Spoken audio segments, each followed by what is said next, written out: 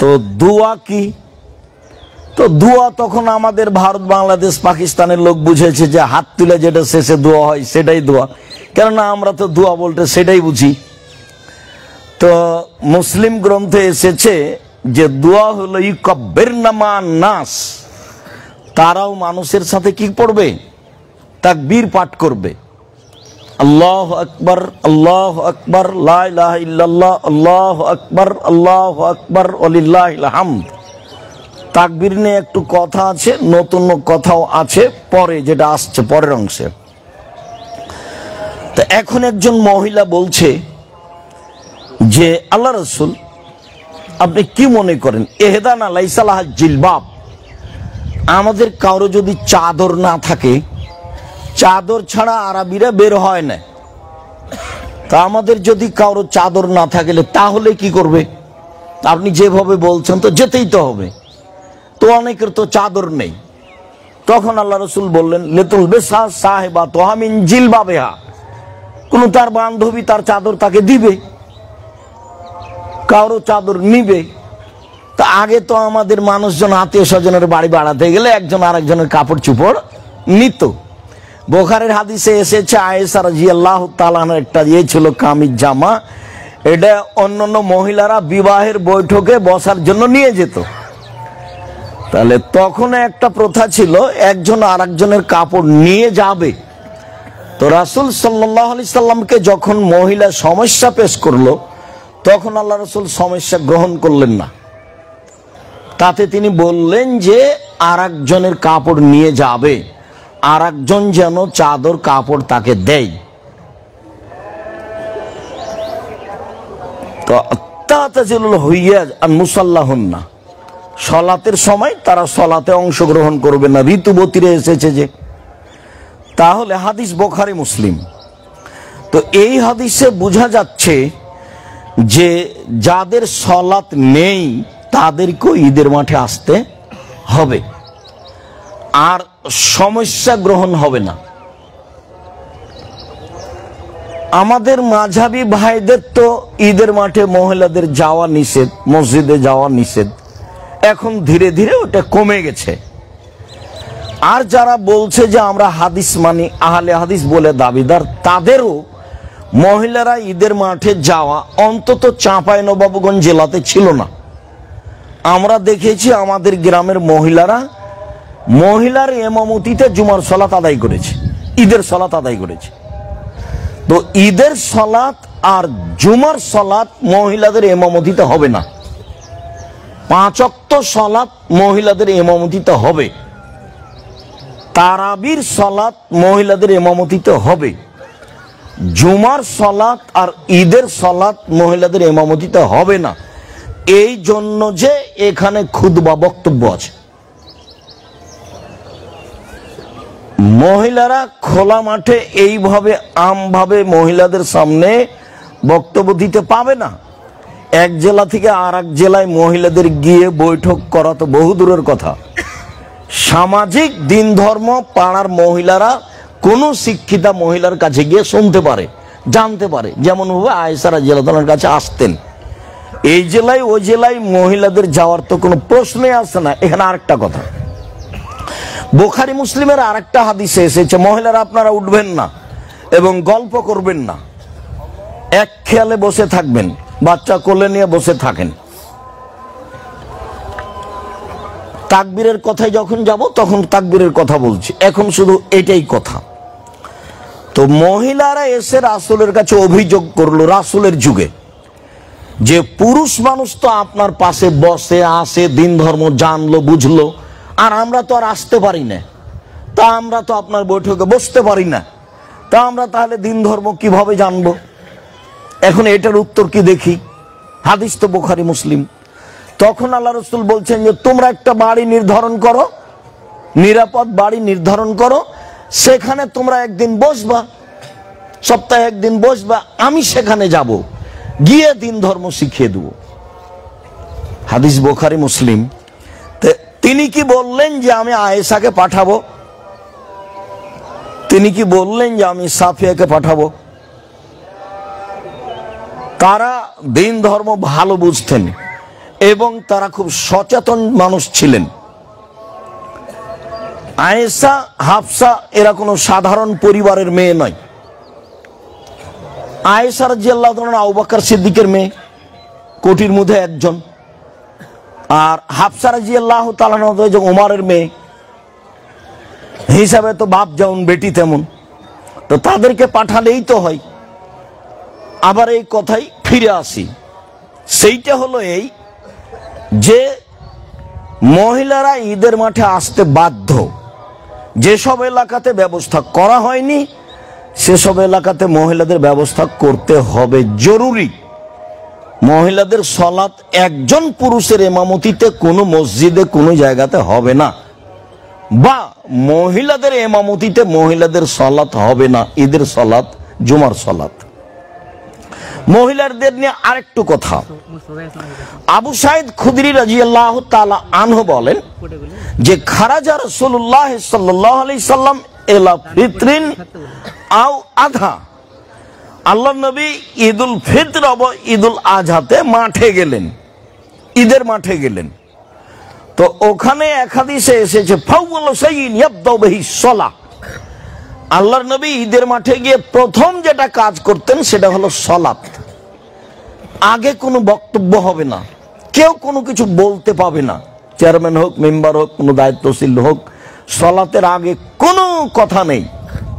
ওই সময়তে আব্দুল মালিক ইবনে মারওয়ান ইবনে আব্দুল মালিক উনি কথা বলতে চেয়েছিলেন, আবু সাঈদ খুদরি জোর করে মেম্বার থেকে নামানোর চেষ্টা করেছিলেন যে না, সালাতের আগে কোনো কথা নেই। তো যখন পুরুষের সাথে কথা শেষ হলো আল্লাহর নবীর, ফাআতা নিসা, তখন তিনি মহিলাদের কাছে আসলেন। মহিলাদের কাছে এসে বেলাল রাদিয়াল্লাহু তাআলা আনহু বলছেন যে ফাওয়াদাহুন্না ওয়া যাক্কারাহুন্না, তিনি তাদের উপদেশ দিলেন, তাদের আল্লাহকে ভয় করার ব্যাপারে কিছু বললেন। ওয়া আমারাহুন্না বিতাকওয়াল্লাহ, আর তাদেরকে আদেশ করলেন যে তোমরা আল্লাহকে ভয় করো। আল্লাহকে ভয় করো মানে বেপরদা চলো না, আল্লাহকে ভয় করো মানে স্বামীকে মেনে চলো, আল্লাহকে ভয় করো মানে 5 ওয়াক্ত সালাত আদায় করো, আল্লাহকে ভয় করো মানে অযথা এখানে এখানে ঘুরতে যাবে না। মহিলাদের যে স্বভাব, মহিলাদের জন্য যেটা প্রয়োজন সেটা করো, সেটা হলো আল্লাহকে ভয় করা। তারপরে তিনি দান করতে বললেন। যখন দান করতে বললেন মহিলাদের, তখন বললেন তাসাদ্দাকু তাসাদ্দাকু তাসাদ্দাকু, তোমরা দান করো, তোমরা দান করো, তোমরা দান করো। এক বর্ণনা। আরেক বর্ণনাতে এসেছে আল্লাহ রাসূল বলছেন তাসাদ্দাকনা ফাইন্নী উরিতুকুন্না আকসার আহলিন নার, তোমরা দান করো, আমি তোমাদেরকে অধিকাংশই দেখছি জাহান্নামী। জাহান্নামের অধিকাংশ মানুষই নারী, জাহান্নামের অধিকাংশ মানুষই নারী। তো দান করো মানে হলো জাহান্নাম থেকে বাঁচার পথ হলো দান। তোমরা দান করেই জাহান্নাম থেকে বাঁচো। তো এখন মহিলারা তাদের হাতকে কানের দিকে নিয়ে যেতে লাগলো, ইহবিনা ইলা আযানিহিন্না ওয়া হুলুকিহিন্না, তখন তাদের হাত তারা কানের দিকে নিয়ে গেল এবং গলার দিকে নিয়ে গেল। আর আংটির কথা এসেছে, কানের দুলের কথা এসেছে, গলার মালা বালার কথা এসেছে। তো এইগুলো খুলে খুলে ইয়াদফানা ইলা বেলালিন, বেলালের দিকে সবাই দিতে লাগলো। তো বেলাল রাদিয়াল্লাহু তাআলা আনহু বলছেন যে ওই সময়তে একটা শ্যামা বর্ণের মহিলা, গাল একটু উঁচু ভাব মনে হলো, উঁচু ভাব। এই মহিলাটা দাঁড়িয়ে বলল, ওমা ইয়া রাসূলুল্লাহ, মহিলারা জাহান্নামে যাবে কেন? কেন বেশি মহিলারা জাহান্নামে যাবে, এর কি কারণ? ওই বৈঠকে একজন মহিলা বলে ফেলল। তখন আল্লাহ রাসূল উত্তর বলছেন যে তুকসিরনাল লানা ওয়া তাকফুরনাল আশিরা। দুইটা কারণ আল্লাহ রাসূল বললেন। এক, তারা আপোষে বদনাম গীবাত করে, এরর কথা খালি বলে, বুবু শুনেছো, ও যে এই, ও যে এই, অপ্রয়োজনীয় কথা। আর আরেকটা হলো স্বামীকে মেনে চলার ব্যাপারে তারা পূর্ণ প্রস্তুত নয়, স্বামীর অকৃতজ্ঞ। আমি উপস্থিত বৈঠকের দিনই মুসলিম বোনকে হিসাবে বলছি না, আপনার কিছু করার নেই, আমারও কিছু করার নেই, পুরুষেরও কিছু করার নেই, নারীরও কিছু করার নেই। নারীদের জান্নাতের একটা বড় মাধ্যমই স্বামী।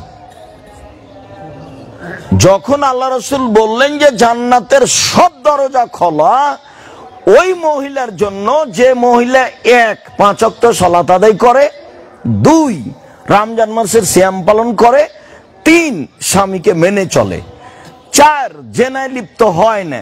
তো ৪ নাম্বারটা তো একটা কর্ম, জেনায় লিপ্ত হয় না, ওটা সবার জন্যই জরুরি। কিন্তু আগের ৩টা কি? ১ ৫ ওয়াক্ত সালাত, ২ রমজান মাসের সিয়াম, ৩ স্বামীকে মেনে চলা। তাহলে কি হলো? তাহলে ইবাদতের সাথে একটা বড় অংশ কি হয়ে গেল? স্বামীকে মেনে চলা জান্নাতে যাওয়ার মাধ্যম।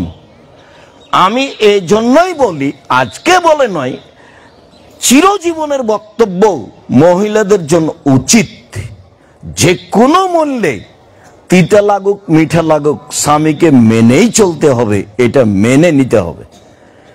নিতান্তই যদি বুঝে যে সংসার করা যাবে না, সে সালাত আদায় করে না, মদ খায়, নিত সব সময় গালি দেয়, অন্যায়ের শেষ নাই, যদিও সিদ্ধান্ত নেয় যে চলা যাবে না, তো খোলা তালাক করে নিতে পারে। বুখারী মুসলিমের হাদিস, মহিলাও খোলা তালাক করে নিতে পারে। হয় সংসার থেকে ফিরে আসতে হবে, আর না হলে সংসারে থাকলে স্বামীকে মেনে চলতে হবে। মাস মাস কথা বন্ধ থাকবে, সপ্তাহ সপ্তাহ কথা বন্ধ থাকবে, এক ঘরে স্বামী থাকবে, এক ঘরে স্ত্রী থাকবে, এটা হবে না, এটা সংসার নয়। আমি আপনাদের প্রথমত আন্তরিকভাবে এইটা অনুরোধ জানাচ্ছি। মিডিয়াতে আমরা অবগত হচ্ছি, পৃথিবীর সকল বাঙালিকে আমি অনুরোধ জানাচ্ছি যে আপনি আমার দিনী বোন, জান্নাত পাওয়ার একটা বড় মাধ্যম স্বামীকে মেনেই নিতে হবে, এটাই ঠিক, এটাই আল্লাহর বিধান, এটাই নবীর বিধান। আমারও কিছু করার নেই, আপনারও কিছু করার নেই। যদিও আপনাদের ছেলে মানুষ করতে অনেক কষ্ট হয়, স্বামীর সাথে সংসার করতে অনেক কাজ করা লাগে, বাড়ির সব কাজ সামলানো লাগে, ছেলে মেয়েকে সামলানো লাগে, বাড়ি গুছাতে হয়, এটাই কাজ। আপনাকে এই জন্যই সৃষ্টি করা হয়েছে, দেশ চালাতে হবে, অফিস আদালত চালাতে হবে, কোর্ট কাছারি চালাতে হবে, ব্যাংকে যেতে হবে, এই জন্য নয়। অযথা শুধু মহিলারা হাটে বাজারে গিয়ে ভিড় জমাচ্ছে। স্বামীর কাজ, ছেলের কাজ, দেবরের কাজ, ভাসুরের কাজ নিজে কাঁধে করে নিয়ে মাঠে মাঠে ঘুরে বেড়াচ্ছে। আপনি কেন যাবেন? আমি তো বক্তব্যে বহুদিন বলেছি, আপনি বাজারে কেন গেলেন? স্বামী কি মরেছে? দেবর কি মরেছে? ভাসুর কি মরেছে? বাপ কি মরেছে? শ্বশুর কি মরেছে? বোনের ছেলে কি মরেছে? ভাইয়ের ছেলে কি মরেছে? অনেক মানুষ আছে। আর এই মুহূর্তেই বাজার করতে হবে, এটা কে বলল? আল্লাহ রাসূল কি আদেশ করেছে বাজার কাল করব? মানে প্রয়োজনকে আপনি এভাবে মেনে নিলেন কেন? এটা তো সালাত নয়, পৃথিবীতে সবচেয়ে জরুরি কাজ সময় হলেই পড়তে হবে। বলেন তো সেটা কি? সালাম। হজে দেরি চলে, হজ ফরজ, এবছর করবো না, সামনে বছর করবো, এই যে চলে, সমস্যা নেই।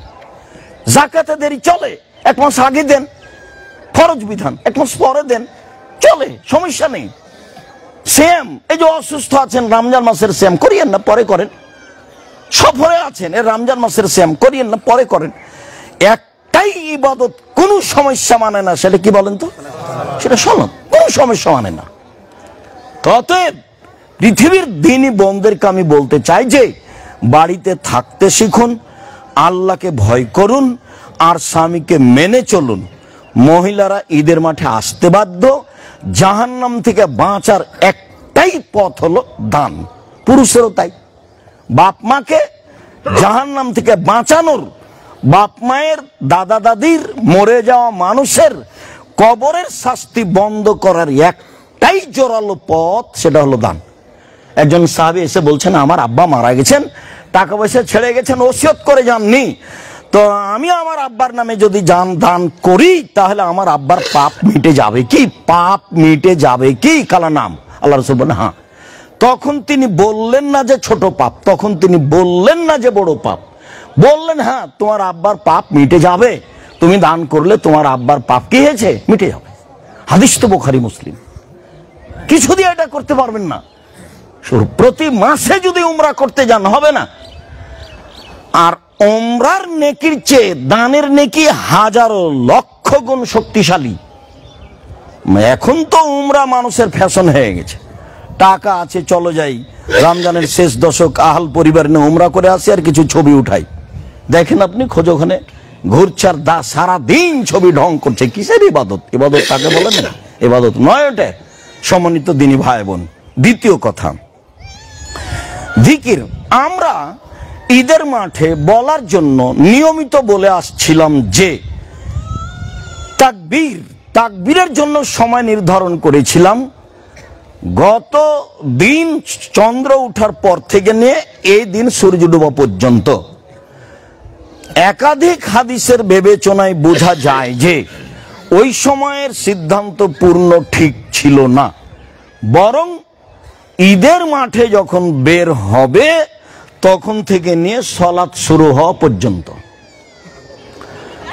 ইমাম জোহরি বলছেন যে কানান নাস ইকাব্বিরুনা ফিল ঈদে, ঈদুল ফিতরে মুসাহাবি তাবেঈ জনগণেরা তাকবীর পাঠ করতেন হিনা ইয়াখরুজুনা মিন মানাজিলিহিম, যখন তারা বাড়ি থেকে বের হতো। বাড়ি থেকে বের হতো তাকবীর শুরু করে হাত্তা ইয়াতুল মুসাল্লা, ঈদের মাঠে আসা পর্যন্ত এক বর্ণনা। দুই, হাত্তা ইয়াখরুজাল ইমাম, ইমাম সালাতের জন্য এইখানে আসা পর্যন্ত। ফাইজা খারাজাল ইমাম সাকাতু, যখন ইমাম এখানে চলে আসতেন সালাতের জন্য তখন তারা আর তাকবীর পাঠ করতেন না। সহিহ হাদিস। আর একটা সহিহ হাদিস আব্দুল্লাহ ইবনে উমর থেকে যে কানান নবী সাল্লাল্লাহু আলাইহি সাল্লাম ইয়াখরুজু ইয়াউমাল ফিতরে, আল্লাহর নবী ঈদুল ফিতরে বাড়ি থেকে বের হতেন ফায়ুকাব্বির, তখন তাকবীর পাঠ করতেন হাত্তা ইয়াতিয়াল মুসাল্লা, ঈদের মাঠে আসা পর্যন্ত। ওয়া হাত্তা ইয়াখরুজা লিসসালাহ, সালাতে আসা পর্যন্ত। অফিরায়াতিন হাত্তা ইয়াজিয়াস সালাহ, সালাত শেষ হওয়া পর্যন্ত। ফাইজা কাজা সালাতা কাতাত তাকবীরা, যখনই সালাত শেষ হয়ে যেত তখন তাকবীর বন্ধ। তাহলে আমাদের তাকবীর যন্ত্রের মাধ্যমে অনলাইনে যারা যেখানে আছি সময়ের গতিতে যেখানে জানতে পারবো, আমি সকল দিনী ভাই বোনকে বলছি, আমি আব্দুর রাজ্জাক বিন ইউসুফ বলছি, আমাদের জোরালো তদন্তের ভিত্তি এটাই যে ঈদুল ফিতরে বাড়ি থেকে বের হওয়ার সময় তাকবীর শুরু হবে আর সালাত শেষ হবে তখন তাকবীর শেষ হবে। আল্লাহু আকবার, আল্লাহু আকবার, লা ইলাহা ইল্লাল্লাহ, আল্লাহু আকবার, আল্লাহু আকবার, ওয়ালিল্লাহিল হামদ। আরেকটা, ঈদুল আজহাতে জুলহিজ্জার 1 তারিখ থেকে যেদিন কুরবানির চন্দ্র উঠবে সেদিন থেকে আইয়ামে তাশরিক ঈদুল আজহার পরের দিন পর্যন্ত 3 দিন। তাহলে কত দিন হলো? এক টানা 13 দিন। বুখারীর হাদিসে এসেছে ইয়াখরুজু আব্দুল্লাহ ইবনে উমর ও আবু হুরায়রা ইলা সুকে ওয়া ইউকাব্বিরানে, আব্দুল্লাহ ইবনে উমর আবু হুরায়রা রাদিয়াল্লাহু তাআলা তারা বাড়ি থেকে বাজারের দিকে যেতেন আর তাকবীর পাঠ করতেন। ওয়া ইউকাব্বিরুন নাস বিতাকবীরিহিমা, জনগণও তাদের দুইজনের তাকবীরের সাথে সাথে তাকবীর পাঠ করত। আর আলী রাদিয়াল্লাহু তাআলা আনহু বলছেন যে তাকবীর চলবে এলা সালাতিল আসর ফি আইয়ামিত তাশরিক, আইয়ামিত তাশরিক মানে কুরবানির পরের 3য় দিনের আসরের সালাত পর্যন্ত। সূর্য ডুবলেই তো 14 দিন চলে এসেছে, 14 দিনের দিন চলে এসেছে। এই জন্য এই তাকবীর চলবে কুরবানিতে আইয়ামে তাশরিক ঈদের 3 দিন পর আসর পর্যন্ত, 3য় দিনের আসর পর্যন্ত, ঈদের পরে 3 দিনের 3য় দিন আসর পর্যন্ত। তাহলে কুরবানিতে তাকবীর শুরু হচ্ছে কবে? 1 তারিখ থেকে, শেষ হচ্ছে কবে? 13 তারিখে গিয়ে আসরের সালাতের পর। আসরের সালাতের পরে তাকবীর পড়ে থামতে হবে। কথা কি আমরা স্পষ্ট বুঝেছি? ঈদুল ফিতরে হলো শুরু এখন আর শেষ এখন, মানে শুরু হলো বাড়িতে বের হওয়ার সময় আর শেষ হলে যখন সালাত শেষ হবে তখন। এটা হলো ঈদুল ফিতর। আর ঈদুল আজহাতে 1 তারিখে শুরু হবে আর 13 তারিখে শেষ হবে আসরের সালাতের পরে। মহিলারা আপনারা কেউ বাইরে যাবেন না, বের হচ্ছেন কেন? কেন চলে গেলেন? হাইকোর্ট আছে না জজ কোর্ট আছে? কি কাজ আমাকে দেখাচ্ছেন? আমি আব্দুর রাজ্জাক বিন ইউসুফ, এই ঈদের মাঠে আসলে গতি পরিবর্তন করে আসতে হবে। আমি স্বাভাবিক গতি গ্রহণ করি না, এটা আপনাকে ভালোভাবে জানতে হবে। অনেক ঈদ মাঠ আছে, সেখানে যাবেন, এখানে গতি পরিবর্তন করতে পাবেন না। ইমাম যখন কথা বলতেন সালাম ফিরার পরে আল্লাহ রাসূল আর মুসাল্লিরা স্ব স্থানে বসে থাকতেন, স্ব স্থানে। এই যে পুরুষের সামনে কথা বলা শেষ করে আল্লাহ রাসূল মহিলাদের সামনে গেলেন, ও তো যন্ত্রের ব্যবস্থা নেই, তো ওখানে গিয়ে মহিলাদের সামনে কথা বলতে লাগলেন, কথাতে উপদেশ দিলেন। একটাই বাক্য কি বললেন? উপদেশ। ভাই আমি 2-4টা কথা বলতে পারি না, একটু সুযোগ দেন। ওই ওই পড়ার যে একটা ঈদগাহ এখন হয়েছে 2টি ঈদগাহ ডাঙ্গিপাড়াতে, আপনার জন্যে মনে আশা করছি, এর জন্যে যে আমি কথা ডুপ্লিকেট না। আচ্ছা পরে আপনাকে বলতে হবে। আচ্ছা বলছি, তোমার কথা বলবো আমি, ঠিক আছে। এতদিন ছোটবেলা থেকে 44 বছর বয়স হয়নি, তিনটাই দিয়ে এসেছি, এখন 2টে। আচ্ছা ওটা আমি জানাচ্ছি, আগামীতে যেন অবশ্যই চেষ্টা করছি।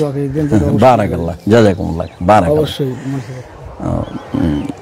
ওটা জেকের তোমাদের সম্পর্কে কে হয়? ভাই না চাচা? মামা। ও তো এ বেদগাড়াতে না, বেদগাড়া বল ডাঙ্গিপাড়ায় 2টা ঈদের মাঠ ছিল। তা আমরা খুব চেষ্টা করেছিলাম যে 3টে, যাই হোক 2টা-3টে যাই হোক। তো যখন আমরা চেষ্টা করেছিলাম যে জামিয়া সালাফে আপনাদের বড় প্রতিষ্ঠান, ঈদের মাঠটা সবাই এখানে এসে করি, তা আমরা খুব চেষ্টা করেছিলাম, সফল হব মনে করে 2বার আমি এখান থেকে মুসাল্লিকে নিয়ে গিয়ে ওখানে পড়েছি। এখানে বসা মুসাল্লিকে নিয়ে গেছি কোথায়? ওই মাঠে নিয়ে গেছি যাতে এটা সমাধা হয়। কিন্তু এখন তো সমাধা তো উপরওয়ালা কি চান আমরা তো বুঝতে পারি না, উনি যেটা চান সেটাই হবে।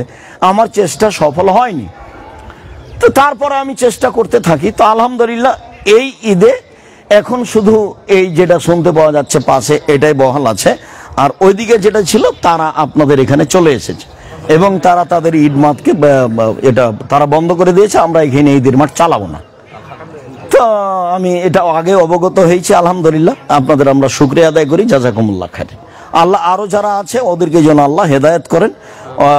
এতে আমাকে যদি কিছু করা লাগে, কিছু বলা লাগে, বৈঠক করা লাগে, কিছু করা লাগে, ঈদের মাঠ কি করতে হবে সেটা করা লাগে, সেটা আমি করবো ইনশাল্লাহ।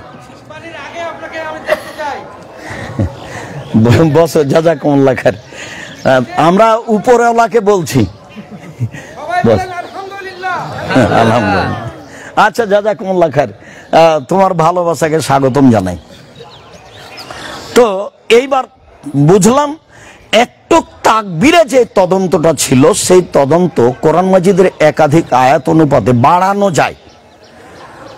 সেটা সব কুরবানির সাথে। আল্লাহ তাআলা বলছেন যে ফাযকুরুল্লাহ ইনদাল মাশারিল হারাম। হজ করতে গিয়ে মুজদালেফার মাঠে একটা জায়গা আছে মাশারে হারাম, সেখানে একটা মসজিদ আছে। এখন সেটা হলো মুজদালেফার শেষের দিকে এসে, সেখান থেকে ডান সাইডে যাওয়ার লাগে পাথর মারতে, এখানে মসজিদ বানানো হচ্ছে মাশারে হারাম। এখানে তোমরা আল্লাহকে ডাকো, একবার আল্লাহ বলছেন। আর একবার বলছেন যে ওয়াজকুরুহু কামা হাদাকুম, আল্লাহ তোমাদের যেভাবে ডাকতে বলেছেন সেভাবে ডাকো। আর একবার বললেন ওয়াজকুরুল্লাহ ফি আইয়ামি মাদুদাত, কুরবানির ঈদের 3 দিন পর পর্যন্ত আল্লাহকে ডাকো। তো আল্লাহকে ডাকো মানে জিকির। তো আমরা তো দীর্ঘদিন থেকে বলে আসছি জিকির বলতে আল্লাহু আকবার, আল্লাহু আকবার, লা ইলাহা ইল্লাল্লাহ, আল্লাহু আকবার, আল্লাহু আকবার, ওয়ালিল্লাহিল হামদ। তো জিকিরে তাসবিহগুলোকে নিয়ে আসতে পারি, এই আয়াতের সারমর্ম এটাই। সেটা হলো এই সুবহানাল্লাহ, আলহামদুলিল্লাহ, ওয়া লা ইলাহা ইল্লাল্লাহ, আল্লাহু আকবার। সেটা হলো এই সুবহানাল্লাহ ওয়া বিহামদিহি সুবহানাল্লাহিল আযীম। সেটা হলো এই সুবহানাল্লাহ ওয়া বিহামদিহি সুবহানাল্লাহ ওয়া বিহামদিহি, যার সংখ্যা হলো 100 বার। তাহলে আমরা জিকিরে আল্লাহু আকবার, আল্লাহু আকবার, লা ইলাহা ইল্লাল্লাহ, আল্লাহু আকবার, আল্লাহু আকবার, ওয়ালিল্লাহিল হামদ এর সাথে এগুলো জিকির লাগাতে পারি। আরো একটা জিকির চিরদিন সালাতের সাথে খাস করে এসেছি, তো জিকির হিসাবে মানুষ সেটা আনতে পারে, আমাদের অতীতে নাই করা আছে। সেটা হলো এই, মুসলিমে এসেছে সালাত শুরু করবে যখন নফল সালাত, তখন এটা এসেছে আলহামদুলিল্লাহ কাবিরা, আলহামদুলিল্লাহ কাসিরা, ও সুবহানাল্লাহি বুকরাতাও ও আসিলা, এটা মানে ওই সানা, তো সেটাও জিকির। আর আবু দাউদ, নাসাই, তিরমিজি, ইবনে মাজাতে এসেছে আল্লাহু আকবার, আল্লাহু আকবার, আল্লাহু আকবার কবীরা, আল্লাহু আকবার কবীরা, আল্লাহু আকবার কবীরা, আলহামদুলিল্লাহ কাসিরা, আলহামদুলিল্লাহ কাসিরা, আলহামদুলিল্লাহ কাসিরা, ও সুবহানাল্লাহি বুকরাতাও আসিলা।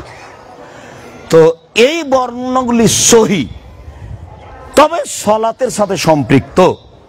জিকির হিসাবে এগুলো বলা যায়, আজকের বৈঠকে এটা বলা হলো। এতদিন যাবৎ শুধু কি ছিল? আল্লাহু আকবার, আল্লাহু আকবার, লা ইলাহা ইল্লাল্লাহ, আল্লাহু আকবার, আল্লাহু আকবার, ওয়ালিল্লাহিল হামদ। জিকির হিসাবে ওগুলো আমরা আনতে পারি। আপাতত জিকিরের কথা শেষের কথাটুকু ফেতরা। ফেতরার আমি হাদিস পড়ে অনুবাদ করে বলছি না, আলোচনার ফলাফল এই যে ফেতরা শস্যই দিতে হবে, দিতে বাধ্য, শস্যই দিতে হবে বা খাদ্য। হাদিসে যেটা এসেছে আবু সাইদ খুদরি থেকে, সেটা হলো আল্লাহ রাসূল 1 নম্বর শব্দ আছে ওই হাদিসে। আর বুখারী মুসলিমের হাদিসে 1 নম্বর শব্দ এসেছে খেজুর, 2 নম্বর শব্দ এসেছে জব, 3 নম্বর হলো সবকে দিতে হবে, পুরুষ নারী ছোট বড়, সেদিন যেটা জন্ম নিয়েছে তারও দিতে হবে ফেতরা। ফকিরকেও ফেতরা দিতে হবে, ফেতরা দিতে বাধ্য, এটা ফরজ, দিতেই হবে, দিতেই হবে। ফকির দেখ তারপর আবার বেশি নেবে, সবাইকে ফেতরা দিতে হবে। এইখানে পরিমাণের কোনো হিসাব নাই, পরিমাণকে আমি জাকাত দিচ্ছি যে পরিমাণ দেব, এইটা হলো আপনার সিয়ামটাকে ঠিক করার জন্য, পবিত্র করার জন্য। আল্লাহ রাসূল বলছেন তোহরাতাল সিয়াম, তুমি এই ফেতরাটা দিয়ে দাও, তাহলে তোমার সিয়ামে কোনো ত্রুটি থাকলে এটা কি হয়ে যাবে? সুন্দর হয়ে যাবে, ঠিক হয়ে যাবে। এই জন্য তাহলে সবারই ব্যাপার, ধনী গরিব ফকির সবাইকেই ফেতরা দিতে হবে। জরুরি যে পরের হাদিসে আসলো 1 খাদ্য, 2 খেজুর, 3 জব, 4 পনির, 5 কিশমিশ। তাহলে খাদ্য তো আসলো। কেউ যদি বলে যে আমার পাশের গরিবগুলোকে সেমাই চিনি কিনে দিয়ে আসবো 2.5 কেজি, চলবে, সমস্যা নেই। যেহেতু খাদ্য, তা আমরা সাধারণত বাছাই করেছি চাউল, পছন্দ, এটা পছন্দ, অপছন্দের কিছু নেই। তা আপনি যদি মনে করেন যে সেমাই দিব, চিনি দিব, আটা দিব, দেন পরিমাপ 2.5 কেজি, এটাই ঠিক। 19-20 কেউ বলতে পারে, 2 কেজি 400 বলতে পারে, কেউ 2 কেজি 600 বলতে পারে। তা আমাদের যেটা আগে থেকে হিসাব আছে 3.25 সের 2.5 কেজি, এটা ঠিক আছে। এখান থেকে আমাদের ফেরার কোনো সুযোগ নাই। মাথা পিছু 2.5 কেজি, মাথা পিছু 2.5 কেজি চাউল শস্যই দিতে হবে, এটাই চূড়ান্ত। এই কথার শেষে আসি। এইবার আবু সাইদ খুদরি রাদিয়াল্লাহু তাআলা বলছেন যে আমরা একসা করে দিচ্ছি। একদা রাসূলের অবর্তমানে মুআবিয়া রাদিয়াল্লাহু তাআলা সিরিয়া থেকে আসলেন হজ করতে বা উমরা করতে। এসে মিম্বারে উঠে তিনি একটা বক্তব্য দিলেন। বক্তব্যে বলছেন যে আমি মনে করি, মুআবিয়া বলছেন রাদিয়াল্লাহু তাআলা, আমি মনে করি আন্না মুদ্দাইনে মিন সামারাই শাম, সিরিয়ার অর্ধ সা গম মদিনার 1 সা খেজুরের সমান মূল্যে। মান টাকার হিসাব করলে 1 সা খেজুর মদিনার দিয়ে অর্ধ সা গম পাওয়া যাবে। কোথাকার? সিরিয়ার। কথা স্পষ্ট কি? এইটা মুআবিয়া বক্তব্যে বললেন। ফাখাজান নাস বেজালে, জনগণ বলল আচ্ছা ঠিক আছে, তাহলে ভালো, আমরা এখন কি দেব? অর্ধ সা গম দেব। এখন আমরা যারা মাযহাব মানি তারা অর্ধ সা গম কিভাবে দিতে গেলাম? এখন দিতে গেলাম শায়ের পরিমাপ, মদিনাটা হলো 2.5 কেজি আর ইরাকেরটা হলো 3.25 কেজি, 3 কেজি। 3.25 কেজি। তো এখন ইরাকেরটা স্বাদ ধরে অর্ধেক নিলাম, অর্ধেক গমের দাম ধরে টাকা ধরলাম, দে অল্প টাকা হলো। কথা বুঝতে পারেননি? আবার একটু বুঝেন, কারোর প্রতি হিংসাও করতে হবে না, ঘৃণাও করতে হবে না। মানুষকে বলতে হবে রাসূলেরটা মানেন। যখন বলছে কে বলেছে 2000 কি বেদাত নাকি, 2000 কি বেদাত নাকি, তখন সেই রাসূলেরটা মানলে হয় না? রাসূলেরটা মানলে তো ভালো হয় নাকি? তো তুমি ওইদিকে যা গেলে কেন ঝামেলাই? তো রাসূলের যুগেই একসাই ছিল, তো রাসূলের যুগে একসা ছিল, একসাই থাক। তো তোমার অসুবিধাটা কোথায়? রাসূলের সাথে ভালোবাসা তোমার হয় না কেন? চুমা দিয়ে ভালোবাসা হয়? কে বলেছে চুমা দিয়ে ভালোবাসা হয়? নিয়ম দিয়ে হয়। রাসূলের নিয়ম মেনে নেওয়া মানে রাসূলকে ভালোবাসা। কি বলেন আপনারা? আমি বললাম সালাম দিয়ে হাতে চুমা দিলাম, আমি রাসূলের ভালোবাসা দেখালাম, এটা হলো? মিলাদ করলাম, একবারে গাড়ির বহার নামলাম, একবারে ওটাকে কি বলে র্যালি দিয়ে মুহাম্মদ সাল্লাল্লাহু আলাইহি সাল্লামের জন্মদিবস পালন করলাম, সেটা কি হলো? দাড়ি চাঁচা আছে, হাতে সিগারেট আছে, তখন ও বলছে যে আমি নবীর জন্মদিবস পালন করছি, এটা কি হলো? এটা মজাক করা হলো না? তা আমার বক্তব্যের এক জায়গাতে আছে যে এসার সালাত আদায় করে দোকানে বসে আছে, মাথায় টুপি আছে, ল্যাংটা মেয়ে নাচছে। তো এখন তোমার আব্বাকে জিজ্ঞাসা করো তো, ছেলে আব্বা আপনি কি ভালো মানুষ? তো সবাই এখন চুপ। তোমার আব্বাকে তুমি বলো যে তোমার আব্বাই বলুক যে আমি কি ভালো মানুষ। এটা হলো যে আপনি দাড়ি চাঁচা আছে, হাতে সিগারেট আছে, আর র্যালি বের করেছেন মুহাম্মদ সাল্লাল্লাহু আলাইহি সাল্লামের জন্মদিবসের? এগুলো নয়। মুহাম্মদ সাল্লাল্লাহু আলাইহি সাল্লামের যুগে যে সা ছিল এক সা, সেটাই মেনে নিতে হবে ভালোবাসার খাতিরে। আর মদিনার যে সায়ের পরিমাণ আজও সবারই বন্ধু বান্ধব, ছেলে মেয়ে, ভাতিজা ভাস্তি আছে, জিজ্ঞাসা করেন এই ছেলে মদিনার বাজার একটা সা কিনো তো, সামান্য পরিমাপ, যেটা আমাদের চাঁপাইনবাবগঞ্জে শেয়ার কাঠা, মহিলারা চাউল মাপতো ওটার নাম কি ভাই? কাঠা। আর যেটাতে ধান মাপতো গলিতে সেটার নাম কি? আড়ি। তো সেটা একটা মাপের জিনিস নয়? তো সা হলো একটা মাপের জিনিস। তো এখন আপনি বলেন যে দেখো তো মদিনাতে একটা সা বাজারে কিনে চাউল দাও তো কত কেজি ধরে? 2.5 কেজি ধরবে, 19-20। ইরাকে যারা আছে তাদেরকে বলেন যে তুমি একটা সা কিনে মাপো তো, 3 কেজি ধরবে বা 3 কেজি ধরবে। ওইখান থেকে অর্ধেক ধরে নিয়ে টাকা ধরে নে, ফেতরা হলো এত টাকা। ভালোবাসা রাসূলের সাথে হতে হবে, অন্য কারোর সাথে নয়। আপনি আপনার ভাই বোনকে বলেন। কথার শেষে চলে আসলাম। যেহেতু ঈদের দিন আল্লাহ রাসূল দান করতে বলতেন, আমি দান করতে বলি, তখন বলি 10 টাকা হলেও করবেন। এর অর্থ এই না যে আপনাকে আমি 10 টাকায় দান করতে বলি। আমি বলি যে পতিতালয়ের মহিলা যদি কুকুরকে পানি পান করে জান্নাত পেতে পারে, তো জামিয়া সালাফিয়ার মতো শিরক মুক্ত, বিদআত মুক্ত, দল মুক্ত, সংগঠন মুক্ত, হিংসা মুক্ত বিশাল প্রতিষ্ঠান, যেখানে এতিম আর অসহায় ভরা, 519 জন খালি এতিম অসহায় আছে, প্রায় 5000 ছেলে মেয়ে, 300 জন শিক্ষক শিক্ষিকা, 519 জন খালি এতিম অসহায় আছে। এইগুলোকে আমি কেন রাখি? আল্লাহ রাসূল বলেছেন অনেক সময় অসহায় মানুষের উপর দিয়ে আল্লাহ বালা মুসিবত দূর করে দেন। তো ওগুলো দিয়ে যেন আল্লাহ আপনাদের জামিয়া সালাফের বালা মুসিবতকে কি করে দেন? দূর করে দেন। সেই জন্য আর আপনাদেরকে বলি যে এদের সাথে থাকবেন, এদের সহযোগিতা থাকবেন। এরা এতিম, এরা অসহায়, এরা এখানে থাকে খায়, অবশ্যই আপনার ভালোবাসা থাকবে। আল ইয়াদুলুলিয়া খায়রু মিনাদি সুফলা, দেওয়া ভাত ভালো নেওয়া হাতের চেয়ে। কোটা গেল তোমরা দাও। আমি যখনই দিতে বলবো তখনই 10 টাকা দিবেন, মনটা বড় করবেন। ঈদের মাঠে এসেছেন জামিয়া সালাফে, একটু 2000 টাকা হাতে করে আসবেন, 500 টাকা হাতে করে আসবেন, 100 টাকা হাতে করে আসবেন। দিতে বললেই 10 টাকা দিতে হবে, আমি না করিনি। তো কাজ তো আসলে বেশি টাকা দিয়ে হয়। তাবুকের যুদ্ধে যেতে হবে, কে কি দিবা? তা উমর বলছেন এইবার আবু বকর সিদ্দিককে ঠেকাবই, আমি নাকি বেশি করব। অর্ধেক দিলাম অর্থ সম্পদের। আবু বকর আপনাকে আর আল্লাহকে বাড়িতে রেখে সব দিয়ে দিলাম, এইবার ও মানে ভ্যান ভাড়া হবে না। কিন্তু বাক্যকে ডিঙ্গে যেতে পারবেন আর কেউ? কিয়ামত পর্যন্ত সবার পথ বন্ধ করে দিয়েছেন, এটা ডিঙ্গে যাওয়া যাবে না।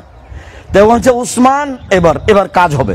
উসমান, আপনার যত লোক যাবে তাবুকের যুদ্ধে সমস্ত অর্ধেকের যাতায়াত খরচ, খাওয়া খরচ আমি দিলাম। এর নাম টাকা। 30,000 লোক ছিল, 30,000। 15,000 লোককে 15,000 উট দিবেন এবং 3 মাসের খাওয়া খরচ দিবেন। বর্তমান সরকারের কাছে দাবি করলে রাজি হবে না। এর নাম উসমান।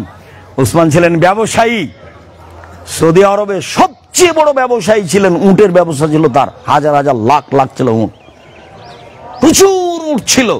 উনি হলেন ব্যবসায়ী। এর জন্য আপনাদেরকে আমি বলি ব্যবসা করবেন। কেউ কেউ বুঝেছে যে চকলেটের ব্যবসা আব্দুর রাজ্জাক সাহেব করতে বলেছেন, আর আমি চকলেট দিয়ে ব্যবসা করতে বলিনি। আমি বলেছি যে কম পয়সা যে ব্যবসা লাগবে সেটা দিয়ে শুরু করো। স্যান্ডেল হোক, মানে লোন নিয়ে ব্যবসা করতে হবে না। একজন বুঝাচ্ছে, বড় খুব সামাজিক মানুষ, আব্দুর রাজ্জাক সাহেবকে আসলে চকলেট নিয়ে ব্যবসা করতে বলেছে। চকলেট দিয়ে ব্যবসা করা মানে লোন নিয়ে ব্যবসা করতে হবে না।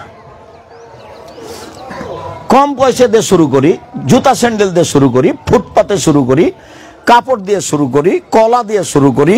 কথা বুঝতে পারেননি? 500 কোটি টাকা লোন নিব আর বিশাল ব্যবসা করব, এটা আমি চাইনি। আমি চেয়েছি যে উপার্জনের 4টা পথ। কথা শেষ করতে যাচ্ছি। 1, দিন মজুরি, সন্ধ্যায় টাকা শেষ হবে। 2, চাকরি, এটাও দিন মজুরি, এটা চাঁপাই নবাবগঞ্জের লোক করে। এদের টাকা শেষ হয় 25 তারিখে মোটামুটি, তখন 5 দিন ধার কর্জ করে চলে। এদের বাপ মা যদি বলে যে আব্বু একটু কিছু টাকা পয়সা দিবা, বাড়িতে খুব প্রয়োজন ছিল, বলে আম্মা এ মাসে তো হচ্ছে না, দেখি সামনে মাসে। তো সামনে মাসে জিনিসের দাম বেড়ে গেছে, তো একদিনও পারে না। তো এটা হলো 2 নম্বর পথ উপার্জনের। 3 নম্বর পথ হলো ব্যবসা। 3 নম্বর পথ হলো জমি চাষ। জমি চাষকে আল্লাহ রাসূল পছন্দ করলেন না। একবার বললেন যে এসব যন্ত্রপাতিতে ব্যবসা করলে মানুষের অন্তর শক্ত হয় আর মানুষ ভীরু হয়ে যায়, মাঠে যায় না। জায়েজ, তবে পছন্দ করেননি। 4, এটা হলো ব্যবসা। তখন বললেন 2টা ভাগ। এক হলো পার্টনারে ব্যবসা। পার্টনারে ব্যবসা তখন বরকত একবার 10 গুণ 100 গুণ বেড়ে যাবে। কেন? 10 জনে যদি ব্যবসা চলে তাহলে 11তম আল্লাহ। 3 জনে যদি চলে তো 4 নম্বর আল্লাহ। তো একটু যদি কথার 19-20 হয়, একটু যদি আরেকজনকে ফাঁকি দিয়ে 10 টাকা সরিয়ে নেয়, তখন আল্লাহ বলবেন ঠিক আছে তোমরা থাকো, আমি গেলাম। তখন এটা মারামারি লেগে তখন মামলা হয়ে যাবে, দেখা যাবে পরের দিন কোর্টের কাঠগড়ায় এদিকে আছে হয়ে একদিকে হয়ে যাচ্ছে। তারপরে এবার নিজের ব্যবসা নিজে করেন, ছোট থেকে বড়, বড় থেকে বড়, বড় থেকে বড়। আরে যারা বসুন্ধরা কোটি কোটি শতক জমির মালিক, তাদের ব্যবসা দেখলে অবাক হতে হয়। কি আটা, বসুন্ধরা আটা। মরিচের গুঁড়া, বসুন্ধরা মরিচের গুঁড়া। কি টিস্যু, বসুন্ধরা টিস্যু। তার আমি কি বুঝলেন? ওদের সাথে খুব চৌকুশ মানুষ আছে যারা বলছে টাকা উপার্জনের সব পথ ঘেরবো, যত টাকার পথ আছে সব চৌকুশ মানুষ আছে। আপনাকেও চৌকুশ মানুষ দিয়ে ছোট থেকে ছোট ব্যবসা শুরু করতে হবে।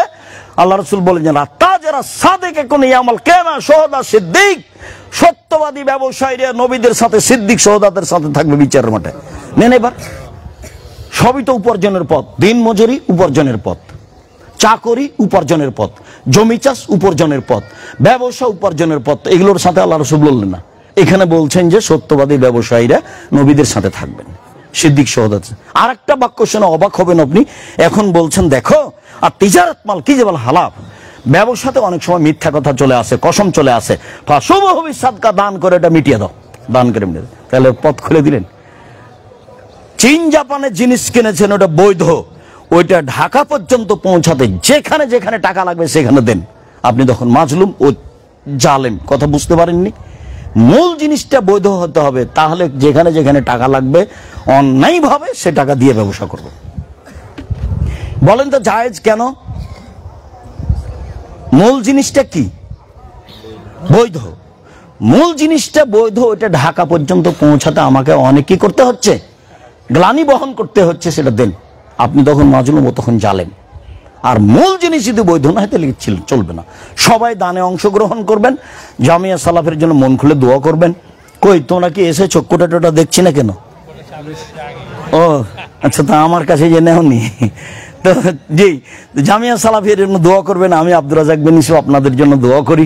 আপনারা এত মানুষ এখানে এসেছেন, আমি আসলে কম ধরনেতে এটা করেছি। পরবর্তীতে জায়গা তো অনেক, আলহামদুলিল্লাহ, প্রায় 40 বিঘা ভেতরে জায়গা, আলহামদুলিল্লাহ। আর রূপগঞ্জটা প্রায় 100 বিঘা, দিনাজপুরটা প্রায় 20 বিঘা। আল্লাহর শুকরিয়া আদায় করে আলহামদুলিল্লাহ। তো কুরবানি তো আসবেন, আমি আপনাদের সাথে আছি ইনশাল্লাহ। আপনাদের কাছে যেটা আমি দাবি রাখি সেটা হলো জামিয়া সালাফের জন্য একটু দোয়া করবেন। আল্লাহ তুমি জামিয়া সালাফেকে কবুল করো, তাহলে পথগুলো সহজ হবে। আর আমি আপনাদের জন্য দোয়া করি, আল্লাহ যেন আপনাদের আহাল পরিবারকে হেফাজত করে, আপনাদের ছেলে মেয়েকে উচ্চশিক্ষিত করে, আপনাদের অর্থ সম্পদকে যেন আল্লাহ নিরাপদে রাখেন, তাদের জন্য আল্লাহ বরকত দেন। আমার দিনী বোনদেরকে সেটাই বলছি, আপনারা একটু সংসারকে ভালো করে গুছিয়ে নেওয়ার চেষ্টা করবেন, স্বামীকে মেনেই চলবেন, ছেলেদের উপরে শক্ত হবেন, তারা যেন 5 ওয়াক্ত সালাত আদায় করে। সকলের কল্যাণ কামনা করে আপাতত আজকের মতো কথা এখানে শেষ করলাম। সুবহানাকাল্লাহুম্মা ওয়া বিহামদিকা আশহাদু আল্লা ইলাহা ইল্লা আনতা আস্তাগফিরুকা ওয়া আতুবু ইলাইক। আসসালামু আলাইকুম।